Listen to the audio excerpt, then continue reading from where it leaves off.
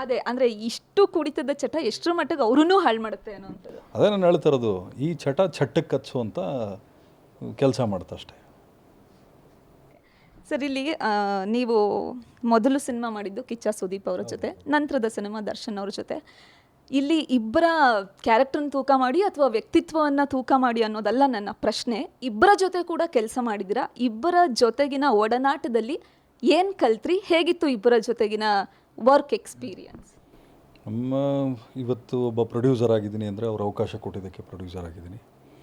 ಅದಾದಮೇಲೆ ನನಗೆ ಸಿನಿಮಾ ಹೇಳ್ಕೊಟ್ಟಿದ್ದಾರೆ, ಪ್ರೊಡಕ್ಷನ್ ಹೆಂಗೆ ಹ್ಯಾಂಡ್ಲ್ ಮಾಡಬೇಕು ಅನ್ನೋದು ಹೇಳ್ಕೊಟ್ಟಿದ್ದಾರೆ.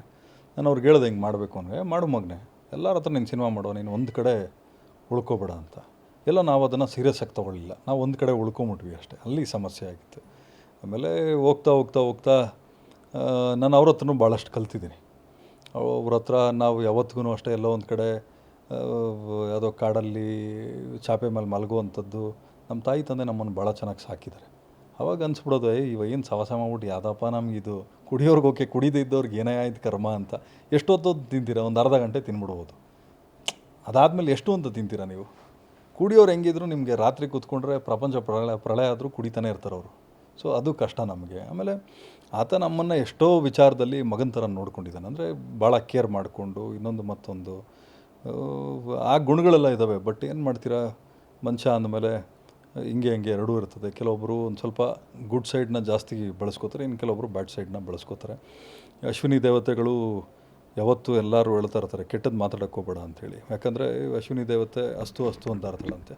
ನಾನು ಬ್ಯಾಡ್ ಬಾಯ್ ಅಂದಾಗ ಏನೋ ಅಸ್ತು ಅಂದ್ಬಿಟ್ಟಿರ್ಬೇಕು ಅಶ್ವಿನಿ ದೇವತೆ.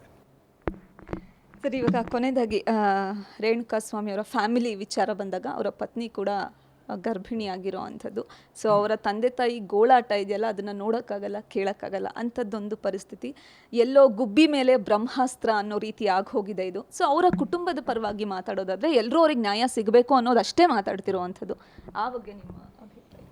ನನ್ನ ಅಭಿಪ್ರಾಯ, ಆಕೆ ಗರ್ಭಿಣಿ ಅನ್ನೋದು ಇದು ಅಂತ ನಾನು ಮಾತಾಡ್ತಾ ಇಲ್ಲ. ಅದು ಕೊಲೆಗಡಕನೇ ಇರ್ಬೋದು ಅಥವಾ ಅಮಾಯಕನೇ ಇರ್ಬೋದು. ಕಾನೂನು ಕೈ ತೊಗೊಳ್ಳೋ ಅಧಿಕಾರ ಯಾರಿಗೂ ಇಲ್ಲ. ಆ ಕುಟುಂಬಕ್ಕೇನು ಅನ್ಯಾಯ ಆಗಿದೆ, ನಾನು ಅಂದ್ಕೊಳ್ಳೋದೇನೆಂದರೆ ಈತನಿಂದನೇ ಅವ್ರಿಗೆ ಜೀವನಾಂಶ ಕೊಡಿಸಿ ಈತನಿಗೇನು ಶಿಕ್ಷೆ ಆಗಲೇಬೇಕು. ಅವ್ರ ಕುಟುಂಬದ ಜೊತೆಲಿ ನಾವಂತೂ ಸದಾಕಾಲ ನಿಲ್ತೀವಿ. ನಾವು ಯಾರಿಗೂ ಇಗ್ಗೋ ಜಗ್ಗೋ ಮಕ್ಕಳು ಅಲ್ಲ. ನಾವು ಏನು ಮಾತಾಡ್ತೀವಿ ನಾವು ಅದಕ್ಕೆ ಸ್ಟ್ಯಾಂಡ್ ಆಗ್ತೀವಿ. ಒಂದಷ್ಟು ಜನ ರೇಣುಕಾ ಸ್ವಾಮಿ ಅವ್ರಿಗೆ ನ್ಯಾಯ ಸಿಗಬೇಕು ಅನ್ನೋದೇ ಆದರೆ ದರ್ಶನ್ ಅವರ ಹೊರಗಡೆ ಕರ್ಕೊಂಡು ಬರಬೇಕು ಅನ್ನೋ ಬ್ಯಾಕ್ಗ್ರೌಂಡಲ್ಲಿ ಒಂದಷ್ಟು ಜನ ಅವ್ರ ಆತ್ಮೀಯರು ಕೆಲಸ ಮಾಡ್ತಾ ಇರ್ತಾರೆ. ಸೊ ಇದರಲ್ಲಿ ಏನು ನಿಮ್ಮ ನಿಲುವು? ಏನು ಆಗಬೇಕು ಈ ಪ್ರಕರಣ, ಏನು ಆಗಬಹುದು ಈ ಪ್ರಕರಣ? ನನಗೆ ಗೊತ್ತಾದರೆ ಪಕ್ಕಾ ಮೀಡಿಯಾಗೆ ಹಾಕ್ಕೊಟ್ಬಿಡ್ತೀನಿ ನನಗೆ. ಯಾಕಂದರೆ ಒಂದು ಅರ್ಥ ಮಾಡ್ಕೊಳ್ಳಿ, ನಮ್ಮ ಮನೇಲಿ ಆಗಿದ್ದಿದ್ರೆ ನಾವು ಈ ಮಟ್ಟಕ್ಕೆವರೆಗೂ ಕುತ್ಕೋತಾ ಇರಲ್ಲ. ಏನು ಹೇಳಿ, ಈ ಮಟ್ಟದವರೆಗೂ ಕುತ್ಕೋತಾ ಇರಲ್ಲ, ಬೇರೆದೇ ಬುದ್ಧಿ ಕಲಿಸ್ಬಿಡ್ತಾಯಿದ್ವಿ. ಪಾಪ ಅವ್ರು ಅಮಾಯಕರು, ಅಸಹಾಯಕರು. ನಾನು ಹೇಳೋದೇನೆಂದರೆ, ಆಯಿತು ಇವ್ರಿಗೆ ಯಾಮಾರ್ಸ್ ನೀವೇನೇ ಮಾಡ್ಬೋದು, ಕಾನೂನು ಕಣ್ಣಿಗೆ ಮಣ್ಣು ಎರಚ್ಬೋದು. ದೇವ್ರ ದೃಷ್ಟಿಗೆ ನಿಮಗೆ ಕಷ್ಟ ಬರ್ತದೆ, ನೀವು ಯಾರ ಹತ್ರ ಕೈ ಮುಗಿತೀರ ಮೇಡಮ್? ನನಗೆ ಕಷ್ಟ ಬರುತ್ತೆ, ಮಳೆ ಬರಲಿಲ್ಲಪ್ಪ, ಏನು ದುಡ್ಡು ಕೊಟ್ಬಿಟ್ಟು ಮಳೆ ಬರ್ಸೋಕ್ಕಾಯ್ತಾ? ಮಳೆ ಬರಲಿಲ್ಲ ಅಂದರೆ ನಿಮಗೆ ನಮ್ಮ ಕುಡಿಯೋಕ್ಕೆ ನೀರಿತ್ತಾ? ದೇವ್ರನ್ನೋರು ಇರೋದಕ್ಕೇ ಮಳೆ ಬೆಳೆ ಇವೆಲ್ಲ ಆಗ್ತಾಯಿದೆ. ಒಂದು ಅರ್ಥ ಮಾಡ್ಕೊಳ್ಳಿ, ಇವತ್ತೊಂದು ಭೂಮಿ ತಾಯಿ ಸಾನೆ ಕಳ್ಕೊಂಡ್ರೆ ಏನಾಗ್ತದೆ? ನೀವು 100 ಫ್ಲೋರ್ ಬಿಲ್ಡಿಂಗ್ ಕಟ್ಟಿರಿ, ಭೂಮಿ ಬಿರುಗ್ಬಿಟ್ರೆ ಮುಗಿದೋಯ್ತು, ಎಲ್ಲರೂ ಪಾತಾಳಕ್ಕೆ ಇಳಿಬೇಕು. ನಾವೆಲ್ಲ 1-2 ಫ್ಲೋರಲ್ಲಿರ್ಬೋದು, ಅವ್ರು 100 ಫ್ಲೋರಲ್ಲಿರ್ಬೋದು. ಬಿದ್ದರೆ ಎಲ್ಲಿಗೆ ಬೀಳ್ತಾರೆ? ನಾವು ಬಿದ್ದರೆ ಕೈಕಾಲು ಮುರ್ಕೋತೀವಿ, ಅವ್ರು ಬಿದ್ದರೆ ಪ್ರಾಣ ಹೋಗ್ತದೆ ಅಷ್ಟೇ. ಸರ್, ಕೊನೆಯದಾಗಿ ನೀವು ಆಗಲೇ ಮಾತಾಡ್ತಾ ಒಂದು ಪದ ಉಪಯೋಗಿಸಿದ್ರಿ, ನನಗೆ ಈ ಹೊಡ್ಸೋದು ಬಡಿಸೋದು ಮಾಟ ಮಂತ್ರ ಮಾಡಿಸೋದು ಅಭ್ಯಾಸ ಇಲ್ಲ ಅಂತ. ಹಾಗಾದರೆ ಈ ಅಭ್ಯಾಸ ಬೇರೆಯವ್ರಿಗಿದೆಯಾ?